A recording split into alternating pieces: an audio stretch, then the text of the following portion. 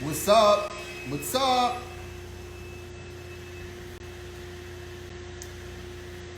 Just spoke with Caleb. I'm on a little early. He's probably gonna come on at 10. So we'll give him a couple minutes. How's everybody doing? Um, what's up, Mike? What's up, Mark? What's up, Andrew? Michael Boyd? Picture Taker 006. What is your name, man? I know I see it on Facebook.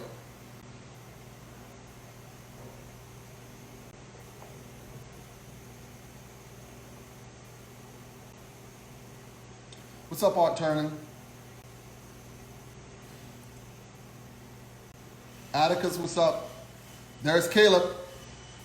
So Caleb is going to ask you to join me. You know how to do this.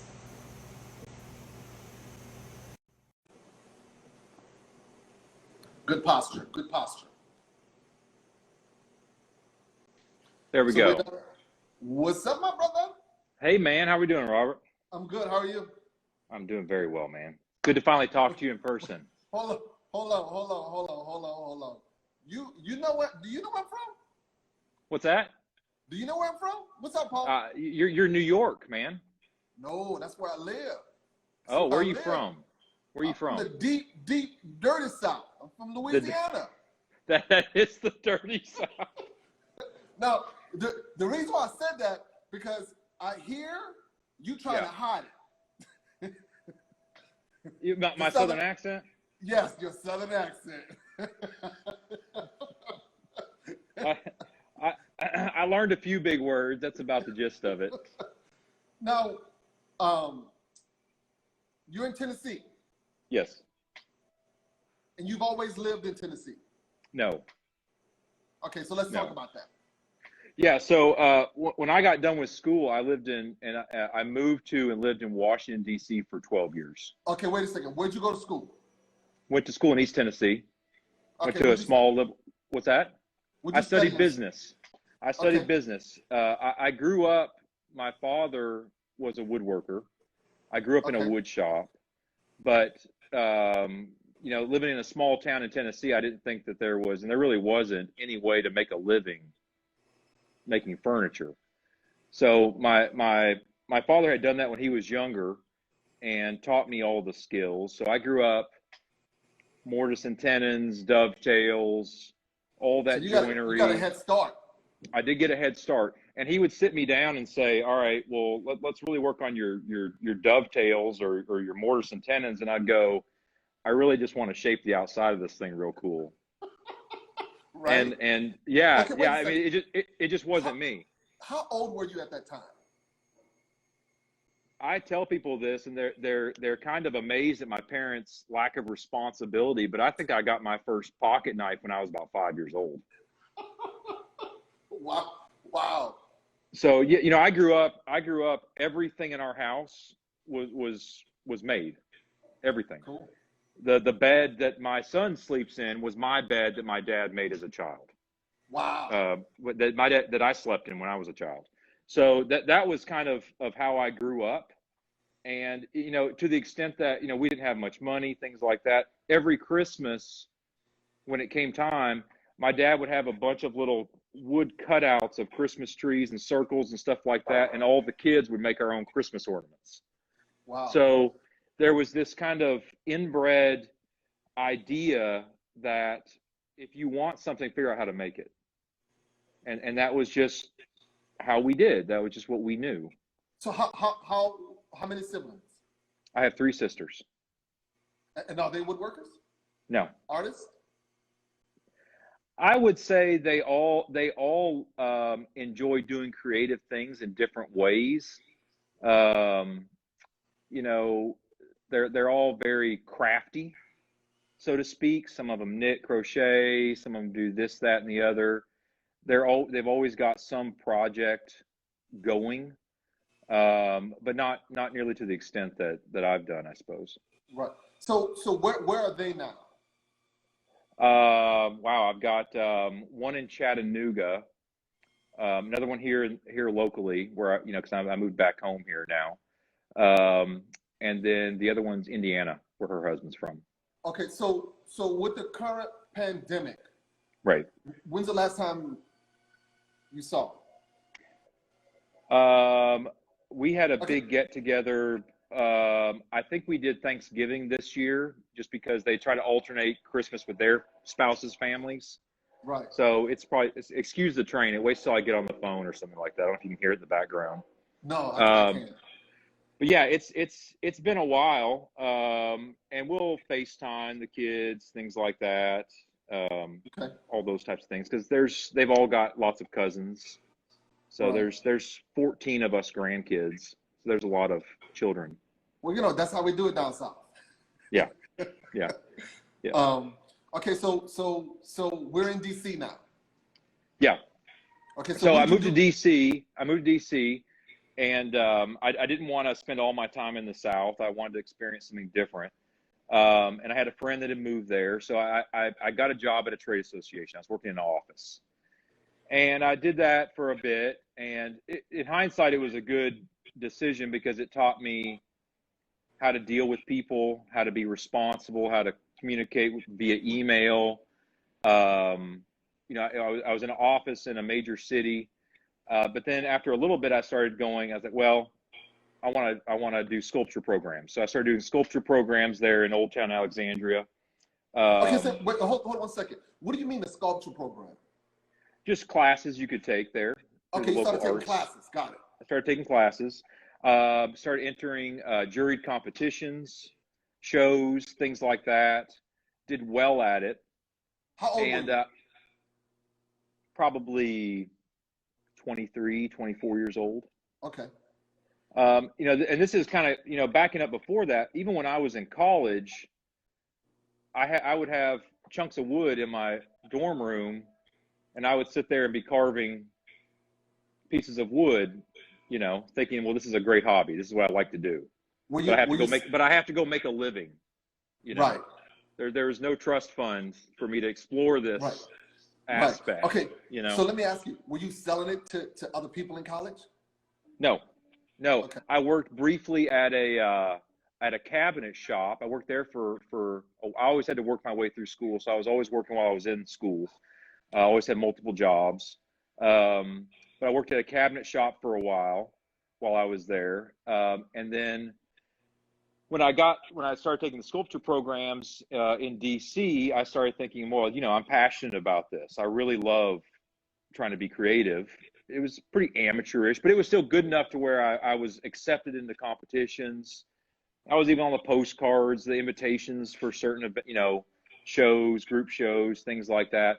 But then I started asking the question, how does this become a career? So I started talking to people who were full-time artists, how they had, made that into a viable income. Kind of like and this. it was discouraging. It was, oh, I do classes, I teach, or I have a spouse that also does that work. That works and helps me fund this side of things.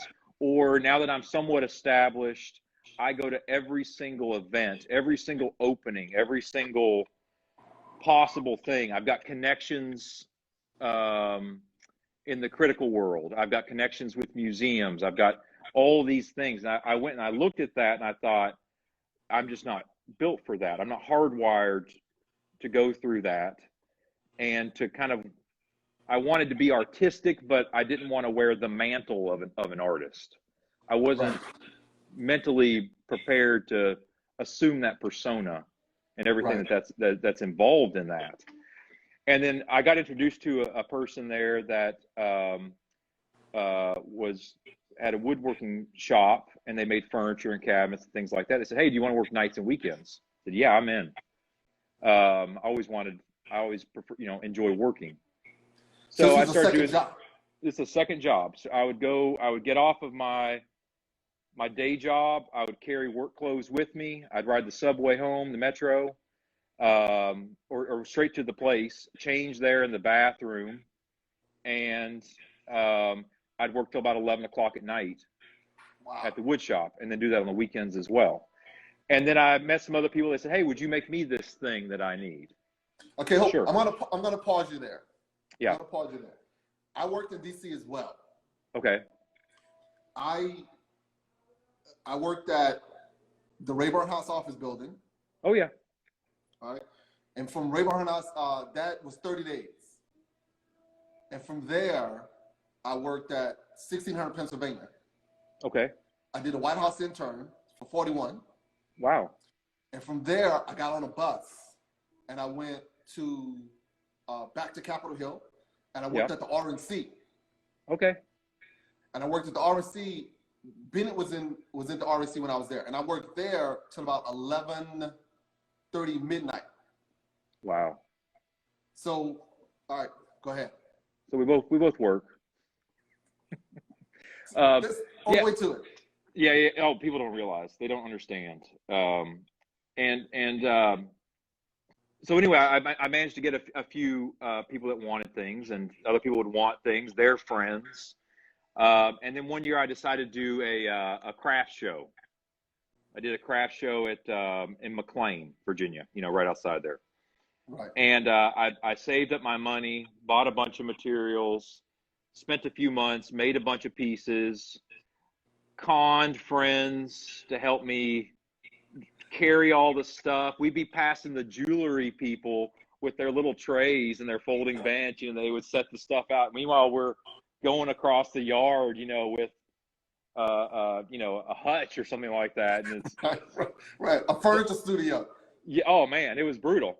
And I had other people that were good at talking to people, because I didn't really want to just stand there and be like, "Here's my stuff. Will you buy it, please?" You got to pedal. You got to. Oh man, and to this day I'm terrible at it. But I did this show and sold almost everything. Wow. And in addition to that, I had people saying, "Oh, you'd be great to make us this piece we were wanting, or that piece," on and on. And so I got done with it, and I thought, this might actually be a real job for me. I was able to transition to part-time at my office job, keep regular income going, insurance, all those types of things. And I did that for about 2 years until I finally made the plunge into, all right, this is my job. This is how I'm going to pay my mortgage. Okay. So you did this craft show on the weekend. Was it every weekend or once a month? No, I did it one. You did one? It was it's an annual outdoor thing. Wow. Yep. Wow. Yep. And it resulted in this kind of, spread of interest in the tell work. A friend, tell a friend, tell a friend, tell a friend. Yep. And so for years, I built up this steady clientele, and for years, it was just all word of mouth. It was entirely word of mouth. People would say, "Hey, I know this guy." And then I know an interior designer they would start using. And for about 5 years straight, I could count on one hand all the people that I had worked for that hadn't come back for a second thing. It was so much repeat business over and over. And then what I started to do was I started to talk to each one of them, and I would say, I know you've told me your budget for this piece. I really want to make something a little bit more interesting. And will you trust me? I'll make a little maquette. I'll make a model. Can you trust me to make something? It'll be way more time, labor than what your budget allows for, but I need to make this thing. And I did that time and time again, so that I wasn't doing it for free all the way, but I was able to start trying new ideas, trying to be a little bit more adventurous, push the boundaries and whatnot. That grew. And then what was a tipping point was shortly after it was established business, we were expecting our second child. DC is super expensive. It's not that, it's about like living in New York. It's the same. It's the commercial square footage is the same. Yep. I was in a month-to-month lease for the woodworking shop. It always felt insecure. We knew I had made improvements myself to our house. We knew we could probably sell it and come away with some extra money. And my wife had the idea. She's from Cape Cod, by the way. She said, "Why don't we move to Tennessee?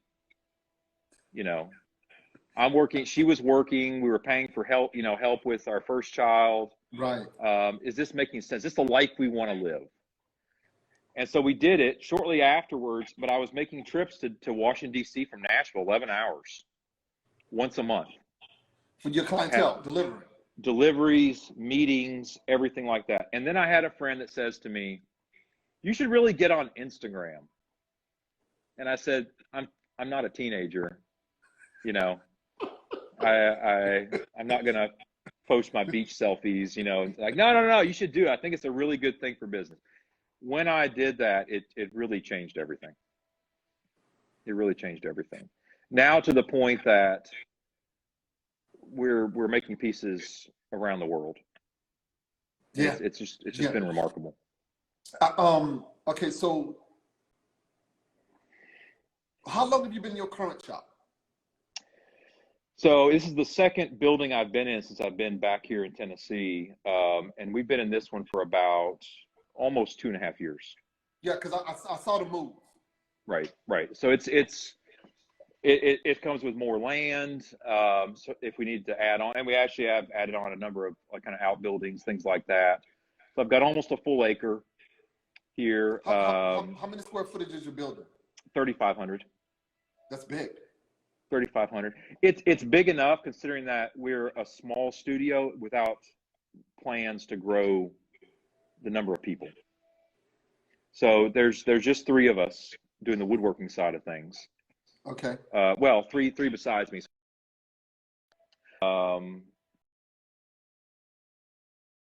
Finish room, you know, all those types of things. So it's adequate for us. It's also adequate in the sense that we're not a job shop. So we're not doing massive pieces that kind of require big equipment. Our focus is on handwork. So it helps with all of that. Okay. So do the building you currently in, do you own it or you rent it? I do own it. Okay. How do you source your material? So it's kind of a mix from, you know, going to a hardware supplier and buying KD lumber. What we're shifting to dramatically is only using air dried wood. So I would say in the last 6 months, I've probably had 40 logs sawn from people like you. And then we air dry. I have, I don't know. But I've been doing that for a while. So there's been an inventory of air dried, mostly walnut, because I personally, I think air dried is actually superior, not if you need it now, but if you can wait. Right. So, you know, there's probably 10,000 board foot of walnut air drying right now. Yeah, that's something that I get into it with my landlord about, because he doesn't know anything about wood, and I have this enormous amount of space, and I have different parts of trees and lumber and different sections just sitting there, and he goes, "That's rotting." I'm like, "Let me do my business, and you do your business," and and he's trying to understand why is that sitting there. Right. I'm like, because I'm going to use it. There's a reason why. Yeah, there's a reason why, you know, Chippendale was somehow able to make it, and these great like New England furniture makers somehow without having a vacuum radio frequency kiln. But for those that are woodworking that are watching, it truly is far superior. You don't bake in tensions into the material. The color stays more accurate and authentic. And you know, the guys, we had to scramble because we were waiting on some 8-quarter to dry, and they had to go buy some KD the other day from some walnut, and they were like, it pinched the blade every which way when and it's splitting apart. And so all of my, like, if you look at my cabinets, things that are carved and free hanging, those are entirely air dried. Wow. Okay, so all right, let's get into that, right? Mm-hmm. How long does that take to air dry? So let's say, for example, you have a piece, right, that's 24 by 24 by 24. A chunk, you're saying, for like a carved stool? Yes. Right. So for a chunk. Right. So once you start carving that and getting deeper into it, is it more wet? Oh, sure. It's less dry? Yeah, if you want to get the technical side of things. So when you're talking about like dimensional lumber, anybody that knows, it's the rule of thumb is a year per inch of thickness plus a season. So all of our 12 quarter, 3-inch thick stuff, we've waited on that for 3 years plus. So this is way down the road. Yes. Kind of a thing. I plan the same thing. Yeah. Right. If you're doing a stump or something like that, what you have to be aware of there is the same thing with even dimensional lumber, which is case hardening. So the outer shell dries and you've locked the moisture content inside, right? That's the essence of what is happening. That's why you need to dry it outside first, because you're allowing those seasonal effects of expansion and contraction, changes of humidity, to slowly kind of coax that moisture out, let the cells reform, recondition. By the way, we're really nerding out on this. So anybody wants to know about design stuff, this is the science of it all. But and then tell you, this is what I didn't want to get into, but this is good because it's interesting. So go ahead. Yeah. Logs crack because the outside's drying, the inside's not. It's staying in the same size. Everything's shrinking and it's got nowhere to go, so it cracks. That's why you get these radial cracks kind of coming in around it. And those are just inevitable. Right. At some point, most of the material will work out. And we've got our own kind of like special techniques for trying to make sure that the moisture content gets down. We're not looking for the stability content that we would for furniture and, say, a carved table. Right. We're happy to get under, in the core, if we do a core sample, we're happy to get under 18% in the core of a carved table, whereas I want my furniture to be down, 10% or under. Okay. For something that's got to stay real pretty. Okay, I'm going to ask you this because I do. I'm going to say it. Right. When we mill, I sit the stuff outside, Mm-hmm. right? And the stuff goes from outside. Mm-hmm. All the walnut I keep inside a greenhouse. Mm-hmm. And I only take it out of the greenhouse Mm-hmm. when I'm going to use it. So it just sits there. Right. 3, 4, 5, 6, 7 years. So I'll check it. I'll mill it in the shop, and if it's not right, I'll put it in the kiln for no more than a week, maybe 3 or 4 days to manipulate exactly where I want it to be. Right. Now, if you air dry, where do you air dry? Just under a shed, an open shed where air is moving. Okay. All right. So just circulation and out It's all stickered and stacked. Okay. Ends are painted. Right. And we'll leave it out there. We got dates tacked on the ends of stacks, so we know what dates were where. And then all we do is when we look at our inside inventory, which is climatized, I have to have a shop that is fully, for my work, it's fully climatized. So the guys are pretty happy here because it's 72 in the summer and it's 68 in the winter in the shop. So I want the wood to acclimate to a climate that is true to their end environment, including any changes in this. It's more humid in the summer, it's more dry in the winter in the inside, right?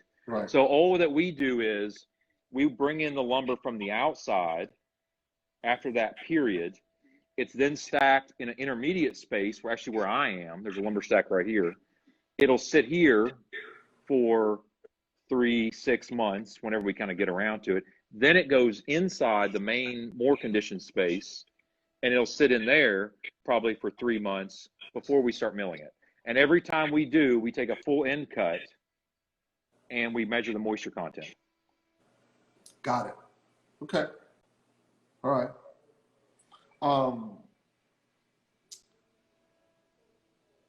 You said that there's a total of 3 of you in your shop. Three plus me. Okay, so 4. Yeah, so 4 total. So do you find now running a business that you are doing less of the actual work and more of running a business? That's always a big challenge, is how much of my day is spent dealing with business versus making things. And I don't know that there's a really good solution for that. I would say that the nature of this business is we're doing fewer and fewer pieces, but they're more details, involved pieces. So that really limits the amount of actual pieces that require all of that communication, all those emails, all those back and forth, all those types of things. We're also kind of at the size where, you know, I don't have to do the bookkeeping any longer. I don't do a lot of the client communications, the kind of the inquiries, the basic inquiries, things like that. I would say I spend more of my time doing design work, because before they start doing a case construction, they need detailed drawings. There's going to be inevitable questions on each step of that. But they've all been trained from scratch. They know how I want things built. I don't have to do. Oh, one second. Yeah. Let's go back to that. So when you say they've been trained from scratch, what do you mean? Both of them wandered in here with no woodworking experience. Zero.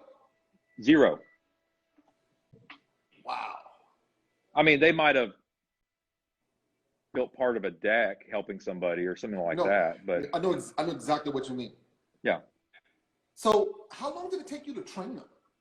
Long time. They've both been here for 4 or 5 years now. Okay. And then the additional person is my father, who works part-time. So I get him to come in here, hand dovetail all the drawer boxes, all those types of things. So we do everything right. It's not a part of my business that I focus on is the joinery aspect, because I found, frankly, that people don't care. But I still try to do it to that level, or I do it to that level. But no, they were all trained from scratch, to the point that, I just handed off a drawing yesterday. We went over it, talked about it. Our work is also a little extra complicated because there's so much carving involved, that we have to really be careful that we manipulate the joinery to allow for that. Right. Nobody wants to be shaping a piece and run into a tenon, or something like that. That's kind of a bummer. So let me ask you, what were these guys doing when they walked in the door? The one had wanted to get into woodworking. Let me, because it sounds like you pulled Billy off the street and trained him. Oh yeah, there's a lot of sanding. Basically, they're run through this SEAL hell week of training. Where it's like, here's your sander, here's the board, this is what you'll do until I find something else for you to do. And the shop should never have a speck of dust on it, something like that. There's a lot of busy work. There's a lot of downtime while you're teaching, while you're explaining things. There's a lot of, okay, so all right, let's go redo this because of this. Just the errors that we all have when we're doing something new, all those types of things. But I was extremely fortunate in that both of them love to make things. They love to see end results from their jobs. Okay. And they both have an aptitude for it, but they're also willing to work and learn. All of that counts. Right. And we've also been fortunate enough to where we've been doing better and better on the business side of things, where they're actually making a good living. So they have a job where they get to be creative, and I bring them into the creativity process a lot. I say, hey, both of you, look at this. What are your thoughts? I'm a little bit worried that the balance is kind of a little bit out on this part. It's a constant conversation with them, so they're a part of all of that. And I'm super fortunate that I'm in a position to give them paid holidays, paid vacation time, things like that. I don't care about getting rich, so I'm not going to squeeze anything. I just want to be able to keep doing what I'm doing. That's all I care about. Right. So it's, I think it's a good place to work. I think they've stayed around for 5 years. So, right. Something like so, that. Okay. So let's say generally, how long does a piece take you all? It really depends. We typically will have at any given moment 2 or 3 pieces going on at the same time. Right. Okay. So the piece you posted yesterday. Nearly 400 hours. And that's 400 hours of how many people on it? That would be 400 total man hours is how I would categorize that. Okay. Yeah. All right. Now there will be times when there will be, I'm working on this door, and then Elliot, for example, has one of the other doors because he's doing the dovetailed sliding battens that will ensure it stays flat on the back. He's doing that joinery. Okay. Right now I've got doors sitting behind me. A couple of days ago, he was taking one at a time to fit the knife hinges and into the case and things like that. Or I think no, I'm talking out. I'm thinking out loud. I think I first found you from a chef. Okay. There's a chef in DC. Was it Aaron Silverman? No.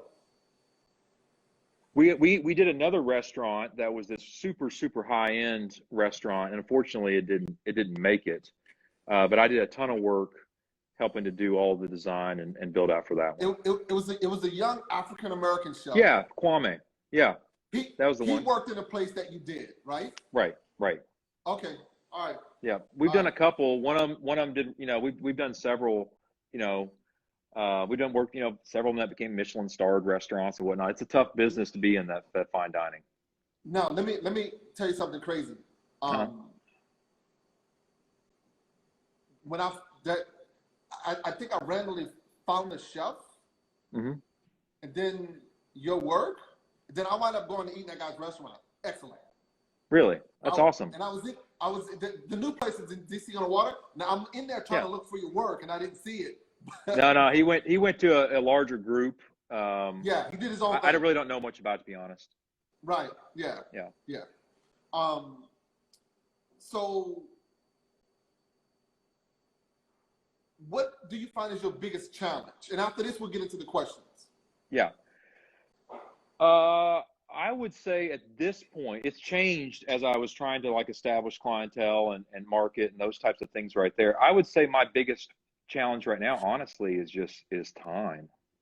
Time is just always time to flesh out that design for a new project, time to finish filling out things that I'm working on now.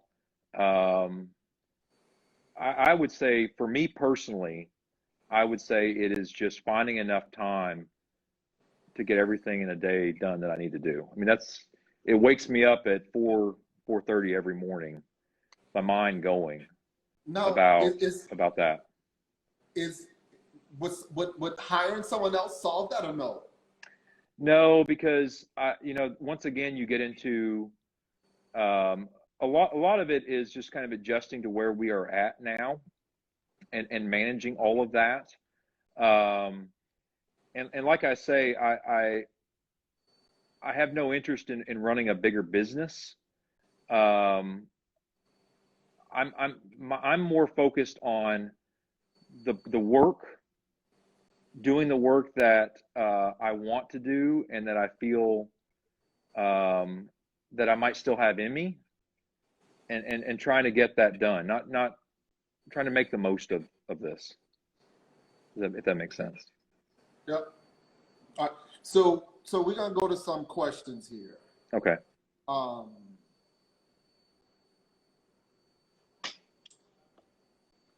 When did you know you could hire people?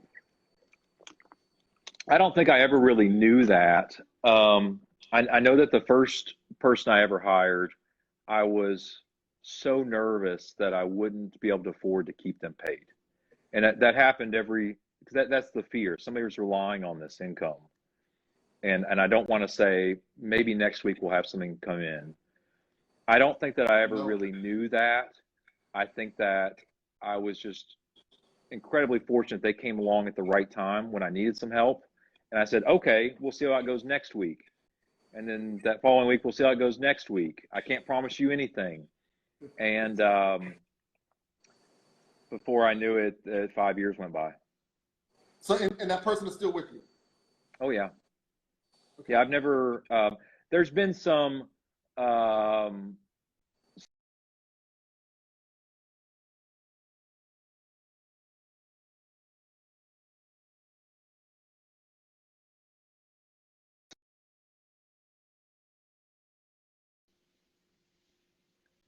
you froze up on me. We flopped. There you go.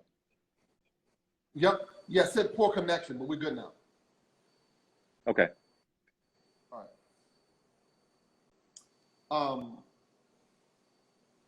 It says, how large was your tool collection when you started? Not very big. I mean, I've always had the hand tools. I would say that I don't tend to nerd out on the tools too much. I was so accustomed to only having a limited amount and making do with them that I really, you know, I might have, say, 30 carving chisels. I grab the same 4 or 5. The same ones. All yes, the it's time. kind of the same thing with turning. You just, yeah. You know the skew you like, you know the gouge you like, the parting tool, and you just grab those every single time. Right.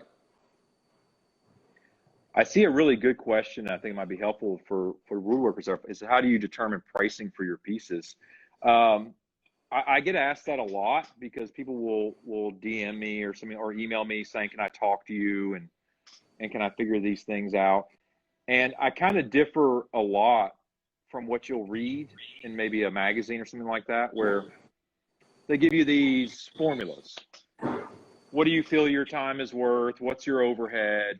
You know, do a basic time plus labor, you know, time and labor plus materials, and you're firm with your pricing, and you got to get clients to respect your time in this business.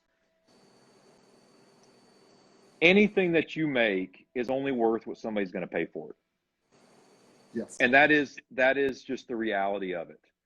So you can make a masterpiece, and if somebody's only going to give you $500 for it, it's probably only worth $500, you know? And so your job as someone in this business is to do a decent job of marketing and also of educating your clients and the general public on the value of your work. Things are worth more than other things when they go beyond their function, right? Everybody knows if you're making a table, is this flat thing going to hold something better than this flat thing? No, they're all going to keep your coffee standing upright, right? Things have increased value because of people's perception of something. Will a walnut coffee table be worth more than a red oak coffee table? Yes, because people like walnut more than red oak right now. But that's in their minds that there's a value there, right? So your job is to really connect people through your education of them, and also the emotion that you give them in that piece. That's where design is so important. It's beyond the construction methods even. It rises beyond the quality. You should have those things, but it's on you to provide that extra added value of the story you're giving them, the emotion, the design effort, how you've educated them, all of those things. So you spend a decent amount of time with the clients. I spend well, my business is now is almost exclusively through designers. So wow. I a lot of times I never even know who the end client is. We do a lot of NDA work or things like that. So I'm not really dealing with that a great deal. What I'm dealing with the interior designer, and they follow the work that I do. I have relations, and they then relay what they know about me to the client, and how, whatever manner they want to do that, however thorough. What I do mostly now, because of our workload and our backlog, is that when a new designer comes and wants to talk about a project, I actually slow it down and I say, before we talk about pricing and colors and all this sort of stuff, what I'd like you to do first is show the client my work.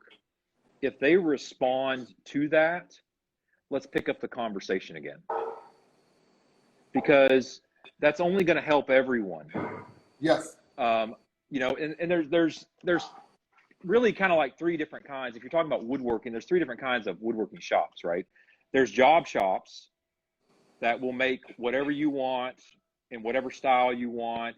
Give me the CAD drawing, we'll execute it, we'll make it fit, all those types, colors, finishes, sheens, all those types of things. There's limited production shops that come out with the Aries coffee table, and we make it in 5 different woods and 3 different finishes, and we'll do different sizes, but this is a design we do along with 30 other different designs that we do. Then the market gets really, really, really small when you're talking about people who are making what would have historically been called studio furniture. It's their own design work, their specific looks, right? Where they don't go beyond their looks. Right. And also it's kind of getting into this, if you want to call it art furniture or something like that. It's getting into its own little thing. And that's kind of where we're at. So, you know, color is important. If you feel like a bleached ash piece is more appropriate for this space, I like bleached ash, I'll do bleached ash. If you want walnut, I will do walnut with maybe like a charcoal tint on it or natural. That's it. I'm not gonna stain it, and you know, things like that. I'm not gonna make you a piece out of red oak, because I don't like red oak. I just don't like the color or the grain. So there's flexibility inside bounds, you know, with that. But they respond so well to what they've seen in the past that they want to collect something like that. So when the designer goes to the client first and the client really responds, the designer's job is easier. They're not giving them this kind of open-ended expectation, which the client could take in their mind another way. You don't meet it. It's very, very difficult to meet an expectation that isn't very firm. So the designer has that ability, and they've shown the work, they love the work, and then and the client gets excited about collecting a piece as opposed to achieving a look that fits in with the overall look. Then there's they know the name, they know the person that makes it, they know how they work. They get to look at that and associate it in a way that's different than it came out of a catalog. There's a more human relationship there than some esoteric kind of a knowledge about it. They don't have to convince themselves of, you know, why they like it, because this thought was behind it. They've seen the person. There's a name and there's a person there. Right. It makes everyone's job a lot easier. Okay. That was nice. I like that. And here, how would you feel if one of your employees left to work for themselves? You know, that could always happen. You know, we're almost like a family here. So if nobody would do it without a valid reason, and if it was best for them and their own families, I would support them to do what was best for them. I don't tend to look at competition in the same way I did when I started, because whether it's in people kind of copying styles or anything like, or or someone to go do something with, on their own, they are close enough to the business side of things to understand how hard it is to get to this point. They're not naive in that sense that they could just open shop, especially in this part of the country. It's extremely challenging. It doesn't matter if you've got that cool studio in Dumbo or if you're outside of Nashville. It's hard. It's brutally hard. It is. It's hard. It's hard here in New York. Right. So when you understand that, and you understand the challenge of building a clientele, getting recognized, getting some respect for the effort you put into it, all those types of things, I would say they are less likely to want to do that now than before they came to work here, because they understand how hard that is. It's a big headache. Yeah, you better have a bankroll to keep it going for a while. Yep. Yeah. Someone says, what happened to all the work you did for that restaurant? This is a good question. The place that went out of business. Oh man, I think the owner, the main person that owned it, has most of it now. Yeah. Exactly. Let me take this home. Yeah. Okay, Redux Wood. Okay, first thing, Redux Wood, this is not for your advertisement. We're here trying to talk to someone, and we do it. And his question is, do you use any exotics or only domestics? I will rarely use exotics, and if I do, it is mahogany. Why is that? There are times when why do I not use exotics? Yes. Man, Tennessee has the largest number of variety of hardwoods in the United States. We've got everything from cypress trees at Reelfoot Lake to pines in East Tennessee in the mountains. I say the same thing about New York. There's a lot of hardwoods in this country. I don't like the pressures that the exotic wood trade places on some guy trying to feed his family in Brazil, and no other way but to do it that way. Deforestation issues.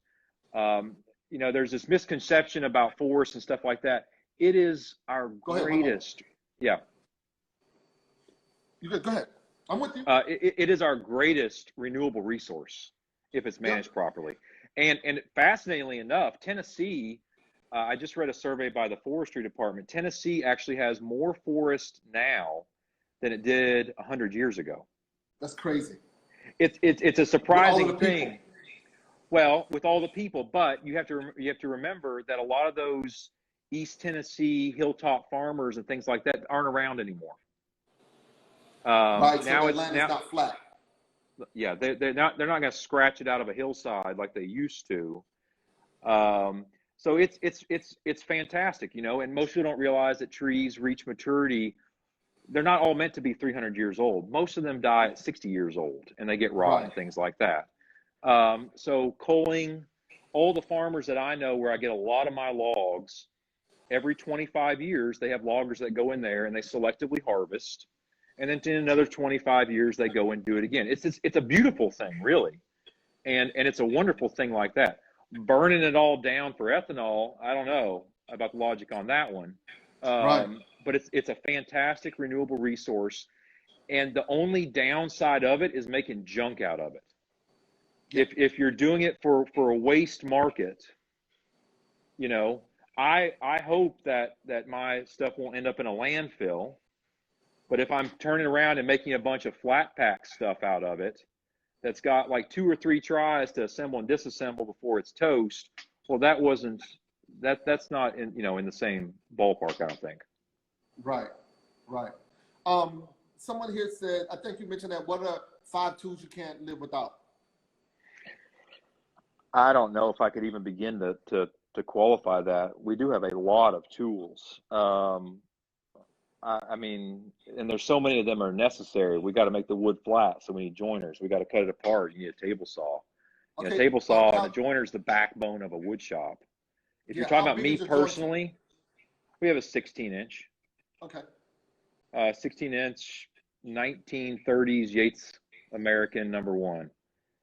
Runs like a top original motor. and yet I can't keep a DeWalt, impact driver for more than 2 years. But anyway, yeah, they figured that out in the 30s, man. Right. Anyway, I would say for me personally, as far as like the hand tools that I grab, it's going to be some basic gouges, knives, things like that.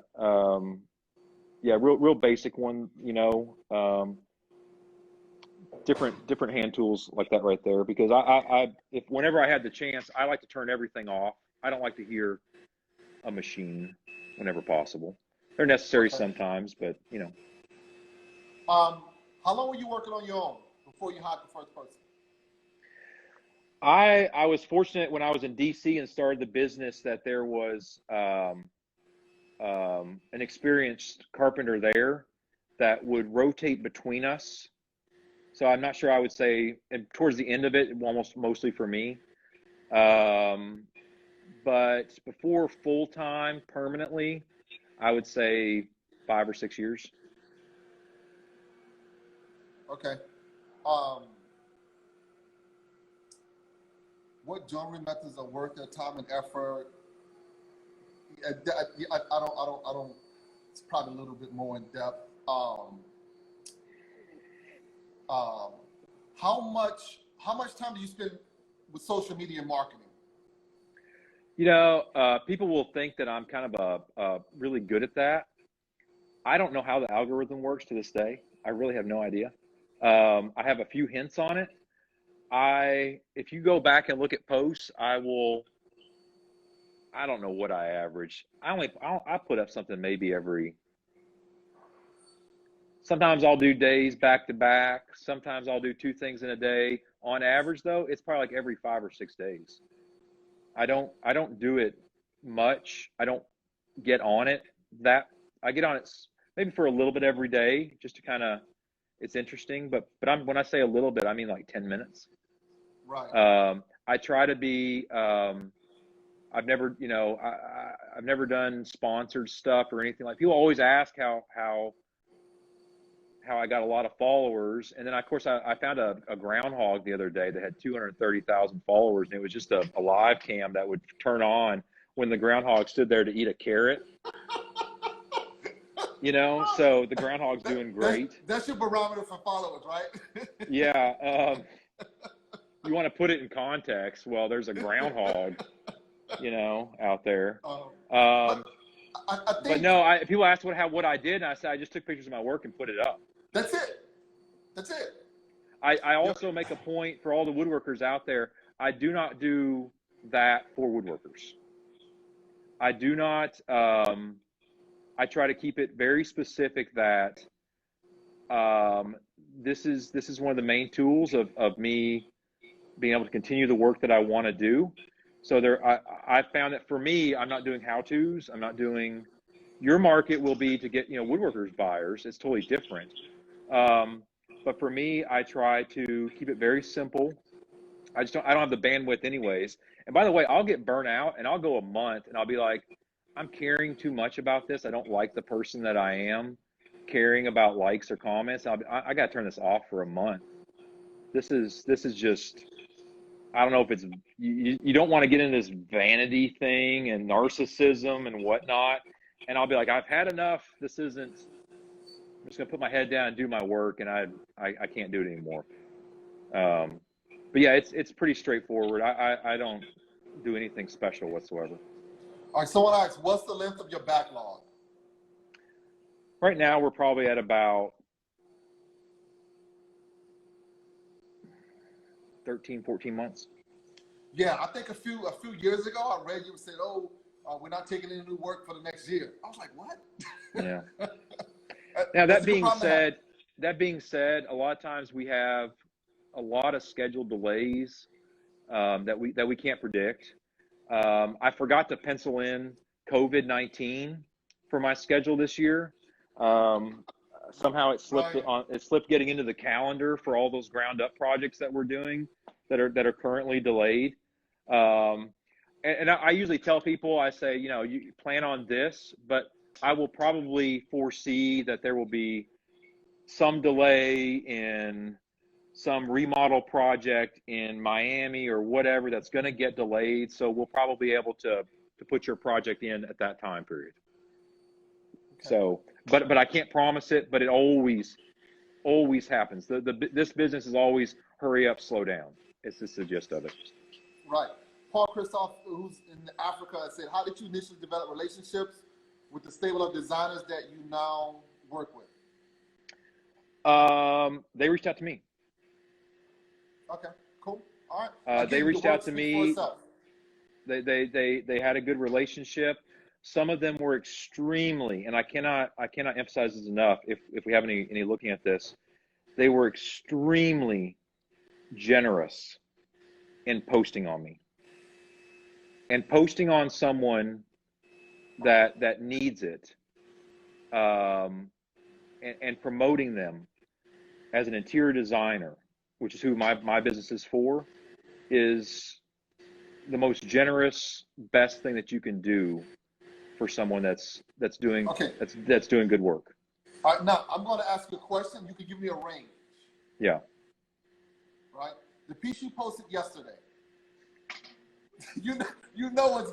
Just give me a range. Most of our carved cabinets, depending on size, are going to be right now in kind of like the 35 to 50 plus range. Okay. All right. Good enough. So what was the first piece you sold at a craft fair? The first piece I sold at a craft fair? Well, we sold about 6 or 8. Or no, I don't know. I know it was almost all of them. Was it actual furniture? Was it like little cutting boards? No, I never did that. Okay. I never did that. Funnily enough, I had a carved spoon because I used to love making spoons for like gifts for family members. I didn't have any money, so here you get a spoon for Christmas. I did that for years. Everybody got little carved cutting boards with carved handles on them or something like that because I could do that and add my little Caleb bit to it. And I had one at this craft fair, and they were like, I would love to get this for my fiance. I said, well, I'm not selling, it's not for sale. And he was like, would you take $50? I said, no, it's not for sale. And he goes, you take $100 for it. And he kept going up. It wasn't like some, bartering game, but no, I've never done smalls, if you want to call them that. Right.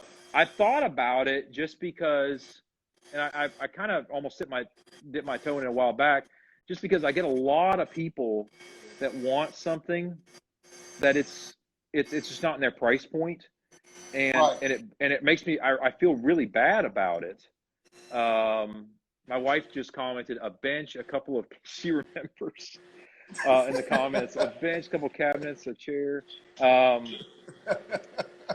Just because people want to have something, and not many people can afford something I spent 100 hours on, and I feel bad about that. We're not trying to be elitist. That doesn't concern me one bit. It's just that the stuff that I like to make takes a long time. Right. It really does. And I remember, and I remember once hearing someone say, why do you charge so much? I thought you liked what you did. And I went, that's why I charge so much. Well, first of all, you're either saying my time is not worth what your time is in this, which is kind of a lousy thing to say, or that if you enjoy what you do, you should take that off of the price. Right. Only people that hate what they do should get paid for it. Right. And it really messed, I was nice, but it really threw me for a loop on it, I have to say. Yeah. It always bothers me because I have no elitist aspirations whatsoever. It's just I just want to do the things I want to do. Okay. And they're brutal. All right. Okay.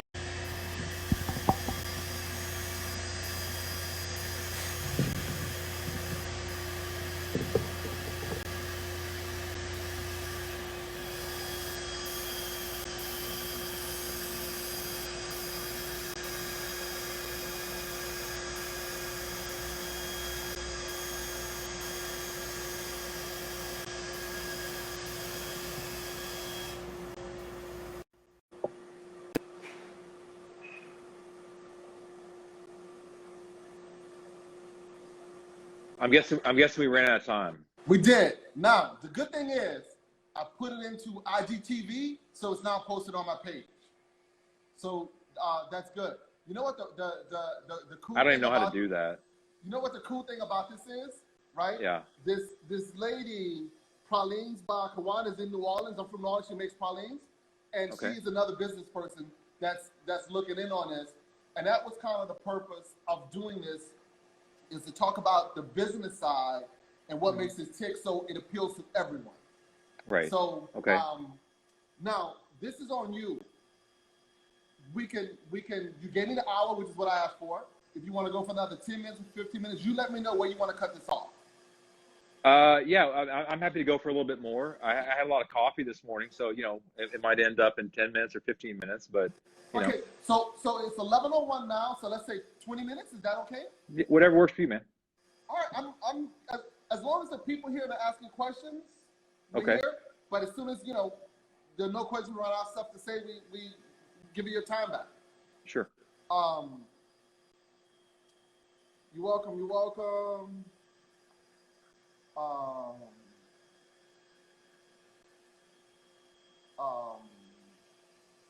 What do you get your inspiration from? What inspires you? When I first started, I looked at a lot of other people's works, and was pretty derivative, and everybody does that, and that's just what it is. They're trying to figure out their thing and what it might be. I would say that that's when you kind of figure out what your thing really is. I think it's more of a focus of building on that rather than just kind of expanding those things that you've learned, rather than constantly looking about. There's a great Chuck Close quote that that says, the painter, he says, amateurs look for inspiration, the rest of us just get to work. There is one of the things that I've always done is just try everything and fail over and over and over again. And the hard part about that is you don't know about the success of a piece until you've taken it all the way. You can't get halfway there and make the judgment call. So you've got to put in the time to finish it all the way. Make it, if it's a crisp and clean piece, you take it crisp and clean all the way. Finish it all the way through the thing. And then you look at it and go, that was crap. And that happens all the time to me. When you develop the eye and the instincts, you don't miss the mark entirely every time. You end up more with, instead of that's terrible, that's the response at the end. Well, it's not bad, but it's not great. You end up with a lot of passable stuff. You don't, instead of the complete fails. But I would say now, as far as inspiration goes, I try to not look at, honestly, at any other furniture makers. There's a couple people that I like and that I follow, and I appreciate what they do. Their work's entirely different than mine. Nothing like it. Can you name them?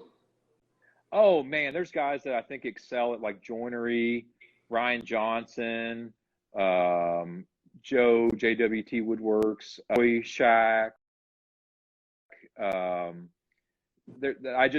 highly, highly respect their commitment to the craft side of things. I've just got the deepest respect for them. But as far as, I don't use a lot of techniques, fancy techniques, or need tricks, tips so much anymore. For how-to kind of stuff. So so I try to not look at that it would influence what I'm doing. I try to look back at the work that I've done and figure out how to improve it or how to take it somewhere else.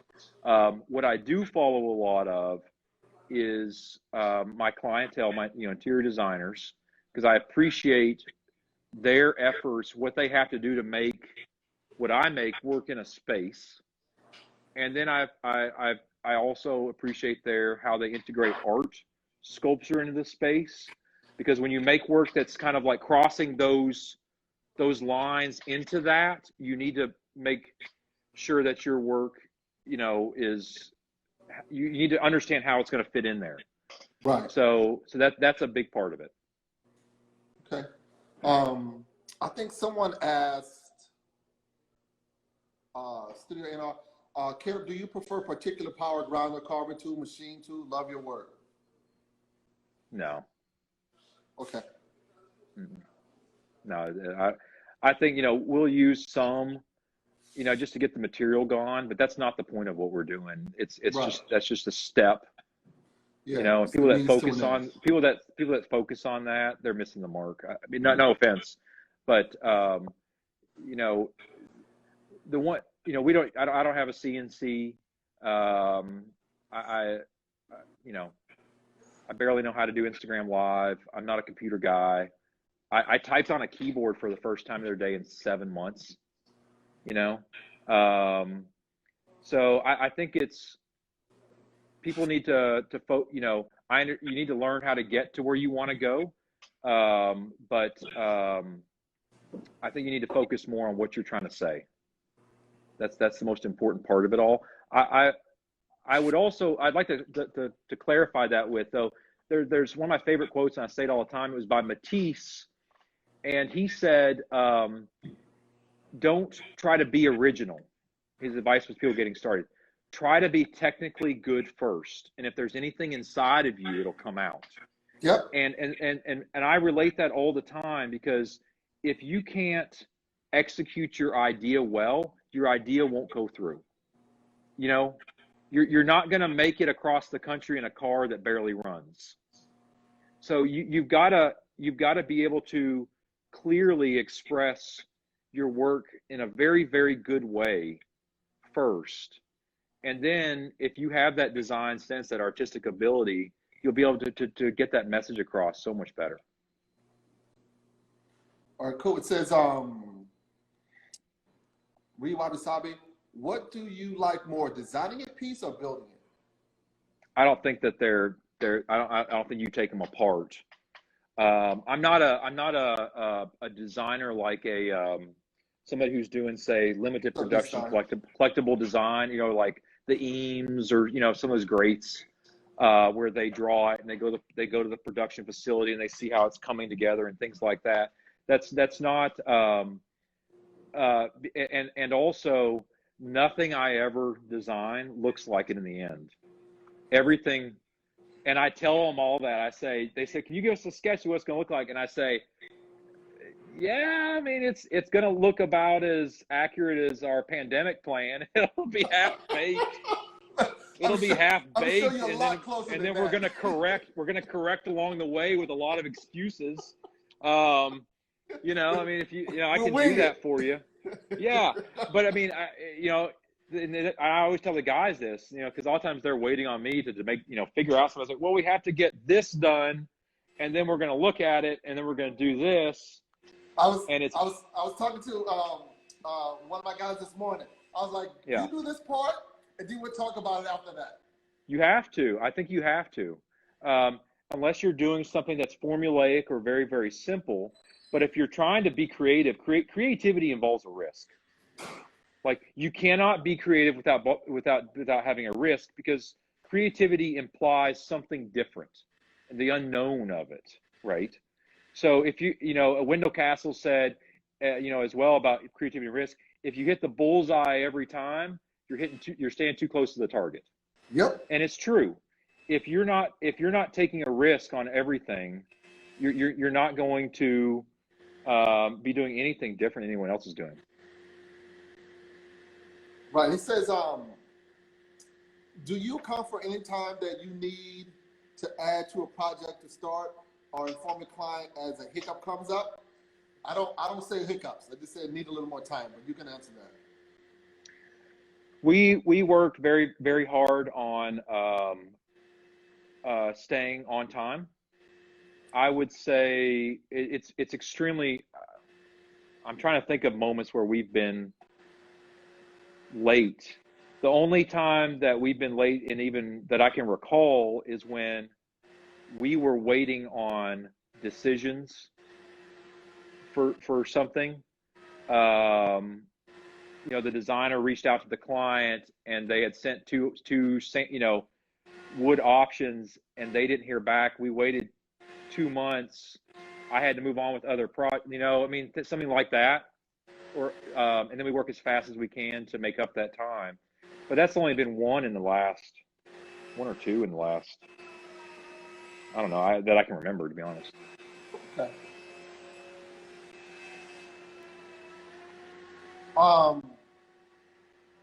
Listen, man, thank you. Hey, my pleasure. Everyone that has given me their time, I'm really, really appreciative. You were responsive, you were on it, and thank you very much. I really, really appreciate you sitting down to do this with us.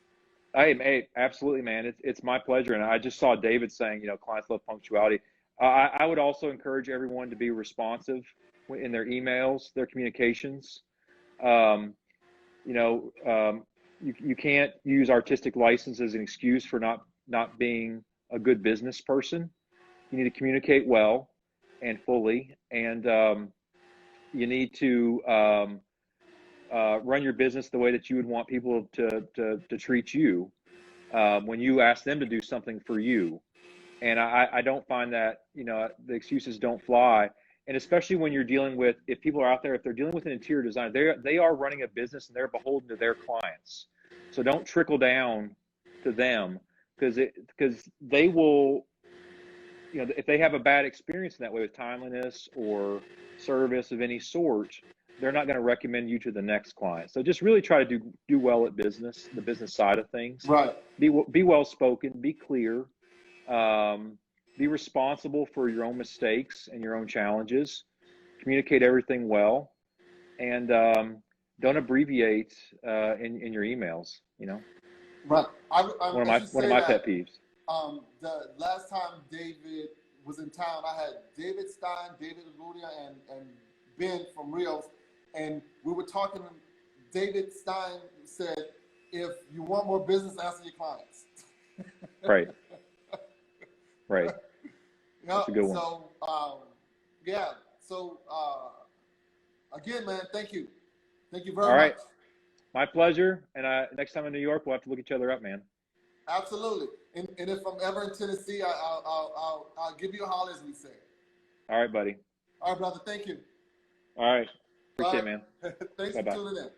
Yes, sir.